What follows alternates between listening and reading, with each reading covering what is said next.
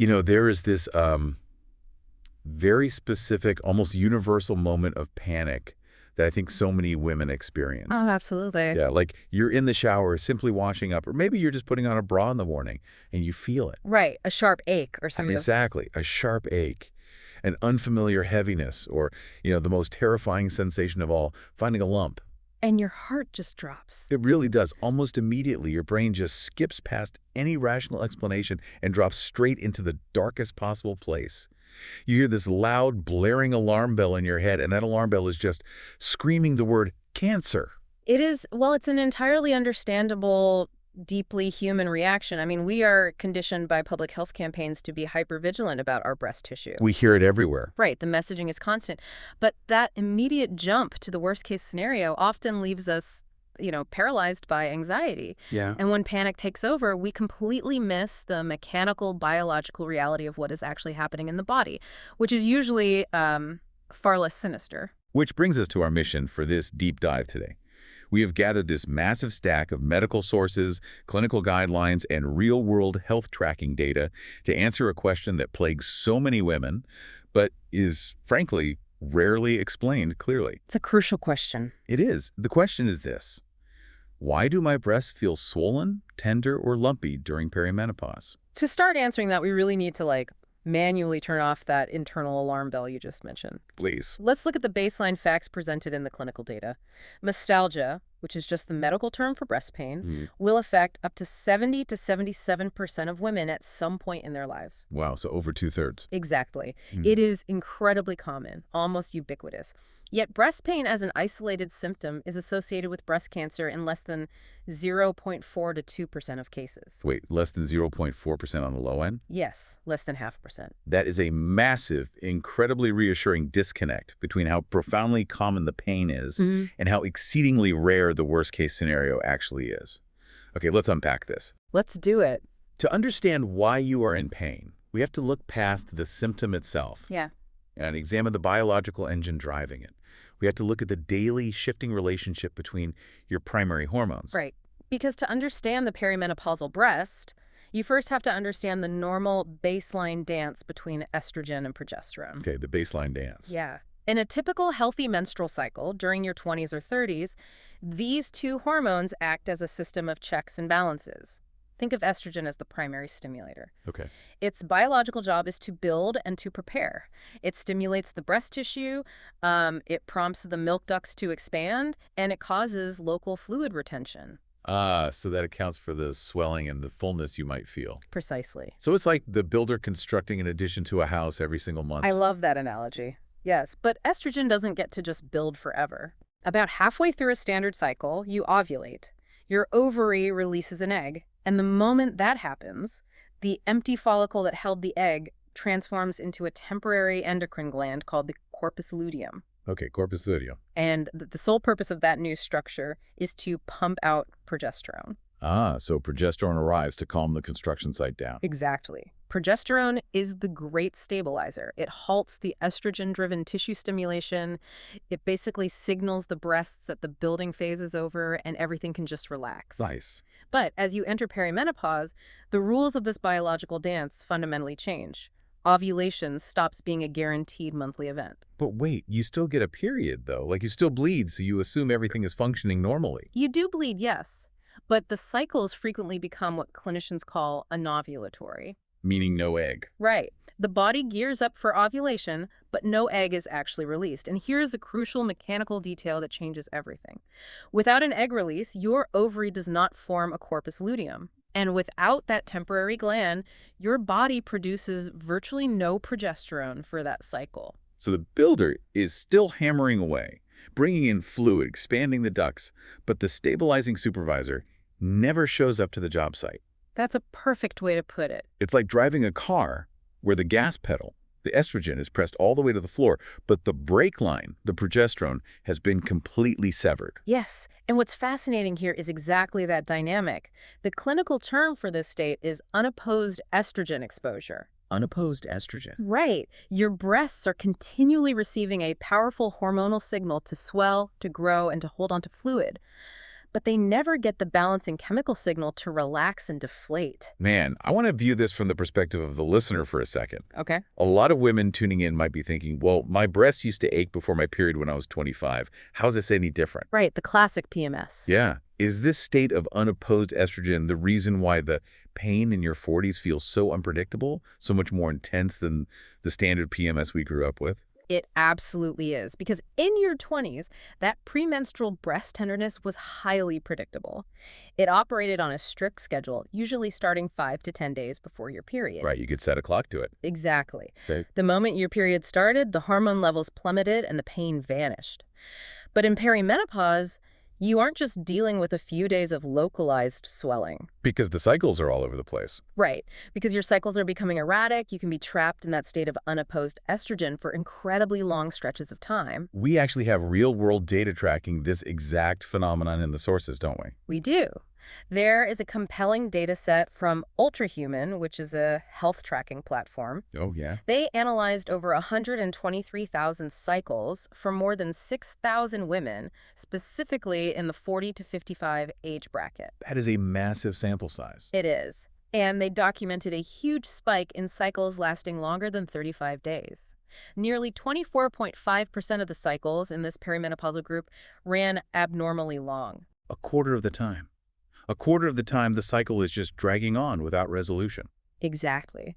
And a longer, irregular cycle translates mechanically to an extended period where estrogen is dominating without any progesterone to check it. Wow. So the breast pain can happen at any random point in the month. It can last for 3 straight weeks. And crucially, it might not even resolve when the bleeding finally does start because the hormonal clearance is just so sluggish. That paints a very clear picture of the swelling and the persistent tenderness. The estrogen gas pedal is stuck. But how does that unopposed estrogen explain the terrifying lumps? Ah, the lumps. Yeah, feeling a ropey, rubbery knot in your breast is exactly what sends someone spiraling in the shower. It really comes down to how sustained fluid retention and tissue stimulation physically alter the architecture of the breast. Okay. When that glandular tissue is constantly bombarded by estrogen without a break, it undergoes physical modifications. The medical community refers to these as fibrocystic breast changes. And our sources made a very deliberate point that clinicians actively stopped calling this fibrocystic breast disease. Yes, that's a very important distinction. The word disease implies a pathology, an illness. This is not a disease. Right. It is a completely normal structural tissue reaction to a chaotic hormonal environment. The glandular tissue simply becomes nodular. Nodular meaning bumpy. Yes. Instead of feeling smooth, it can feel like bundles of thick string or twisted rope, or it can feel distinctly rubbery. Oh, I see. The constant fluid retention also encourages the formation of cysts, which are merely benign, fluid-filled sacs that tend to shift or move under your fingers when you press on them. So what does this all mean for the listener who is sitting at home, rubbing her chest, trying to make sense of her specific discomfort? Like, how do we categorize the pain she is actually feeling? Well, the clinical guidelines generally break breast pain down into 3 distinct categories based on origin and sensation. Okay, what's the first one? The first is cyclical pain. This is the classic ache directly linked to the erratic hormonal environment we just discussed. The unopposed estrogen. Exactly. It is usually felt in the upper outer quadrants of the breasts, radiating toward the armpits. Women typically describe it as a heavy, dull, dragging sensation that affects both sides. Got it. And the second category? Non-cyclical pain. This variety operates entirely independently of your menstrual cycle or hormonal fluctuations. Interesting. Yeah, it is frequently isolated to just one breast, and the sensation is markedly different. Instead of a dull ache, it is often described as a sharp, burning, or stabbing localized pain. Now, I read about the third category in our stack of sources, and I honestly had to reread the section twice. Extra mammary pain. Yes, I'm talking about the times women go to the doctor for breast pain, only to find out the pain isn't actually in their breast at all.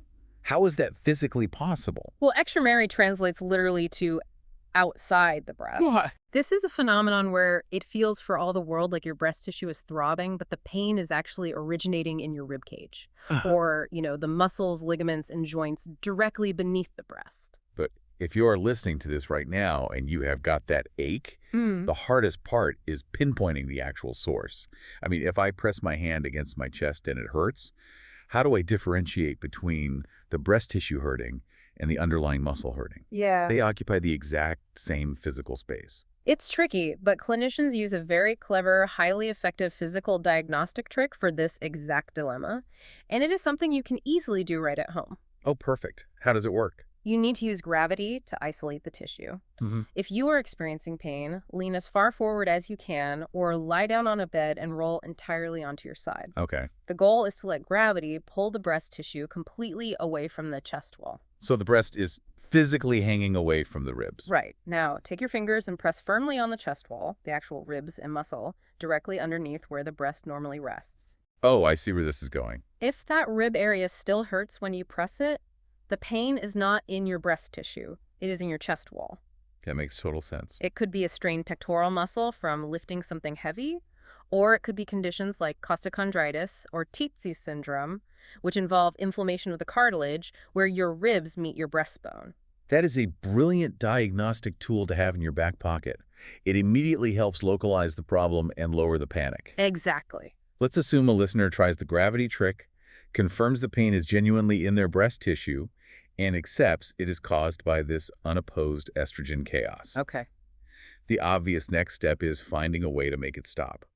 If the core issue is that our estrogen gas pedal is stuck and the progesterone brakes are missing, it seems like the obvious medical fix is just to install new brakes. Meaning hormones. Yeah, that what hormone replacement therapy does. That is the logical assumption, and it leads us directly into a very complex aspect of perimenopause treatment, the HRT paradox. Yes. For many women, introducing menopause hormone therapy to stabilize those wild fluctuations is the ultimate relief.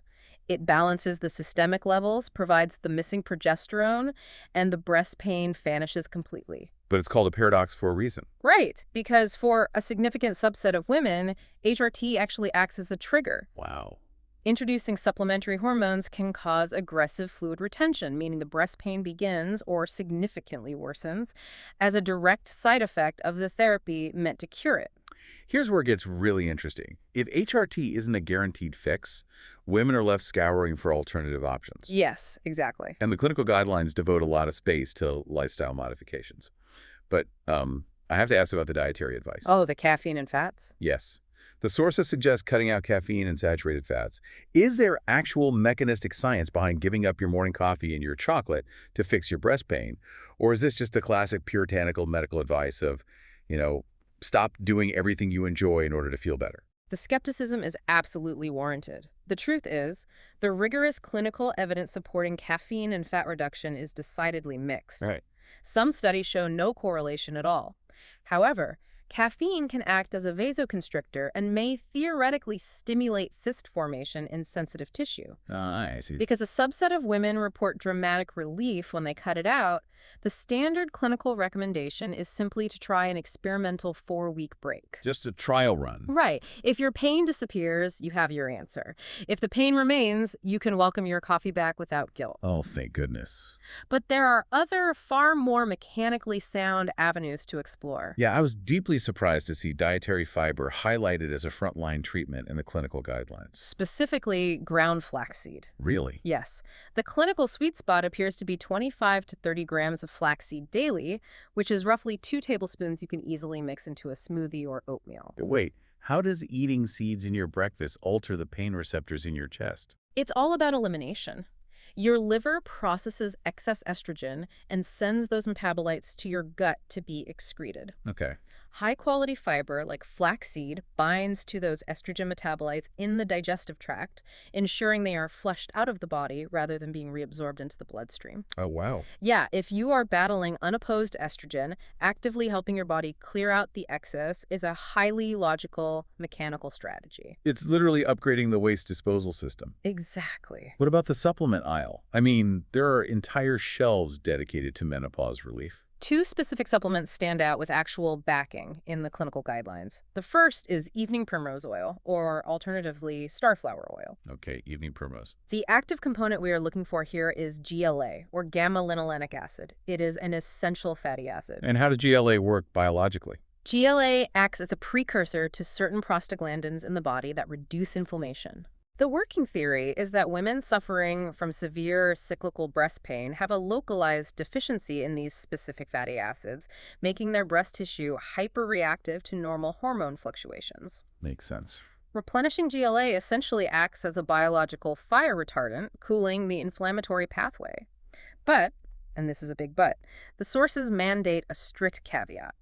Which is? You must avoid evening primrose oil if you're pregnant, have epilepsy, or are taking tamoxifen, as it can interact dangerously in those scenarios. That is a critical warning. What is the second supplement? Chasteberry, often listed under its botanical name, Agnus castus. Agnus castus, got it. A daily dose of 4 milligrams has been shown to interact with the dopamine receptors in the brain to reduce the pituitary gland's production of prolactin. Wait, prolactin, isn't that for milk production? It is. Prolactin is the hormone primarily responsible for milk production, but even outside of pregnancy, high levels can cause the breast tissue to engorge and ache. Lowering prolactin directly reduces that excessive swelling. Okay, so we have dietary fiber to clear the estrogen and supplements to cool the inflammation and lower the prolactin. Right. But we also have to look at the external physical environment of the breast itself, don't we?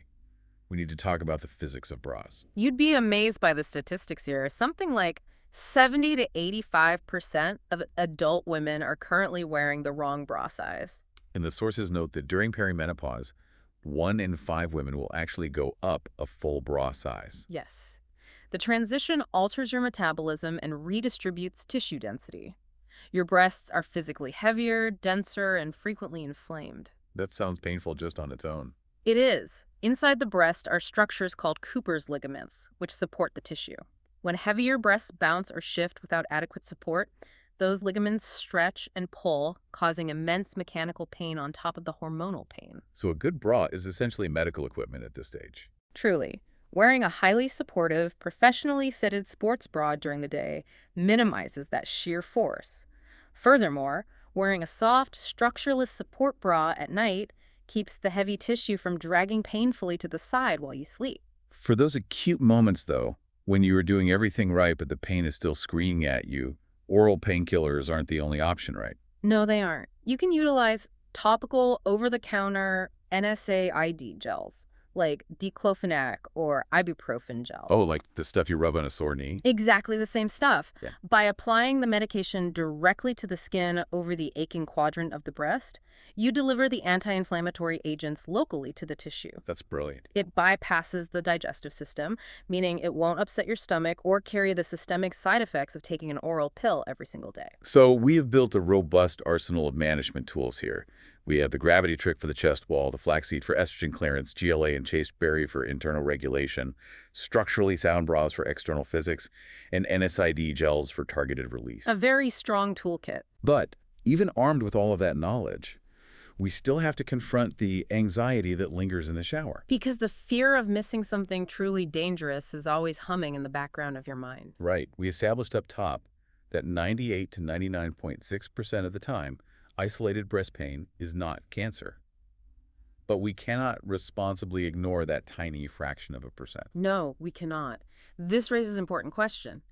When does a symptom definitively cross the line from benign, chaotic biological renovation to genuinely concerning pathology? We need to provide clear, uncompromising boundaries. Okay. What are the absolute red flags that dictate a trip to the doctor? You must seek immediate clinical evaluation if you experience any of the following specific changes. First, a new, distinctly hard lump that feels stuck or anchored to the surrounding tissue. Okay. Remember how we described fibrocystic lumps? They are rubbery, and they slide around under your fingers like a water balloon. A fixed, immovable lump that feels anchored like a rock is a serious red flag. Skin changes are also heavily emphasized in the sources. Why does the skin matter if the problem is inside? A tumor inside the breast can physically tether itself to the skin from the inside. As it grows, it pulls the skin inward, causing dimpling, puckering, or a thickened texture that looks remarkably like the skin of an orange. Oh, that makes sense. Third, any nipple discharge that occurs spontaneously without you actively squeezing or pressing the tissue, especially if that fluid is perfectly clear or bloody. God. And finally, pain that is highly localized to one very specific pinpoint spot that never fluctuates with your cycle and just never goes away. I think about those red flags the same way I think about the check engine light illuminating on a dashboard. That's a great comparison. Yeah, when that light flips on, it doesn't automatically guarantee the engine is destroyed. Your body is, in all likelihood, going to be totally fine. But you absolutely cannot just stick a piece of tape over the light, ignore it, and hope for the best. Right, you take the car to a professional to run the diagnostic codes. In this context, you go to your doctor for a clinical breast exam, and you get a mammogram or a targeted ultrasound. You let the medical professionals definitively rule out that 0.4% chance. Exactly. Only then can you go back to living your daily life without that background terror gnawing at you. To summarize what we have uncovered today, perimenopausal breast pain is not a punishment for aging, and it is almost never a signal of danger. Right. It is a wildly common, structurally logical response to a very specific mechanical problem in your body. Your estrogen gas pedal is pressed down, your progesterone brakes have failed due to skipped ovulations, and your breast tissue is reacting exactly how it is programmed to react. By swelling, creating rubbery cysts, and causing a localized nuisance. And you're not powerless against it. You can measure yourself today to see if your bra actually supports your current body weight. You can pick up a topical NSAID gel at the pharmacy for acute flare-ups. Or try the flaxseed. Right. You can start mixing 25 grams of flaxseed into your morning routine. And if you suspect the pain is radiating from underneath the breast, you can use the gravity trick to isolate the chest wall. There are so many tangible steps you can take. Before we wrap up, there was a biological concept detailed in the sources that completely reframed this entire phase of life for me. Oh, involution. Yes, it is a clinical term, but the reality of it is strangely beautiful. Can you explain what happens to the breast during involution? Involution is the ultimate biological destination of all these turbulent hormonal shifts. As you progress through perimenopause and transition into full menopause, your breasts undergo involution. Okay, what does that actually mean? This means that the glandular tissue, the intricate network of milk ducts and lobules that have spent decades swelling, aching, and preparing for pregnancies, is permanently dismantled and replaced by soft fat tissue. You know, society constantly tells us that perimenopause is a breakdown. It's framed as a loss of youth, a failure of the body's systems. But involution tells a completely different story. It really does. Biology sees this phase not as a breakdown, but as an active, brilliant remodeling phase. Remodeling, I love that. The body is efficiently decommissioning a complex manufacturing factory that requires an immense amount of hormonal upkeep, and it is replacing it with something softer, quieter, and requiring far less metabolic maintenance. The pain, the heavy, dragging feeling, the unpredictable lumpiness you are experiencing right now, it isn't the sensation of your body falling apart. No, it's not. It is the literal architectural sensation of your body actively renovating itself. It is decommissioning the structures of the past and building a more peaceful architecture for the next long stage of your life. That's a powerful way to look at it. So the next time you step into the shower and feel that familiar ache, I hope you don't panic. I hope you can marvel at the renovation and recognize that your body is simply getting ready for what comes next.